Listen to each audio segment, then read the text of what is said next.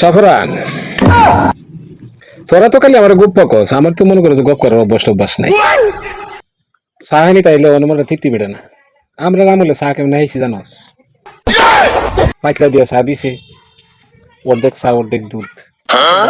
আরে এক পাতলা চা খাইতে গিয়ে সেটা মনে করে যে আধা ঘন্টা সময় লাগছে। সর্বনাশ। আর ওখানে চা খাইলে মনে করে যে ছোট মোটো একটা কাপ দিয়ে সেটা এক কাপ চা দে, এই ঠুটু মোহ লাগে না। এরপরে তো হাই কি করু, মা বাপে হাওয়া একজন অভ্যাস করছে, সে আইছে কি গপ করতাম রে, আই সর্বনাশ। গপ করতাম। আপনি তবে কোনো গপই জানেন না। আমি আসলে মানুষের লোক তো গপ মারি না। গোয়াইলো 10টা গরু আছে, আই সর্বনাশ।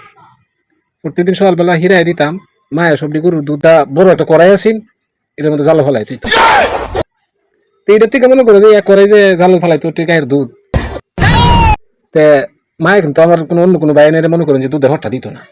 তা আমার একটা টাকাটা বইরা দুধের হট্টা, আই সর্বনাশ। এমনি করতে পারো আমরা শরীর স্বাস্থ্য হইলা। আই সর্বনাশ, সব আপনি খাইতেন? হ্যাঁ, সব আমি খাইতাম।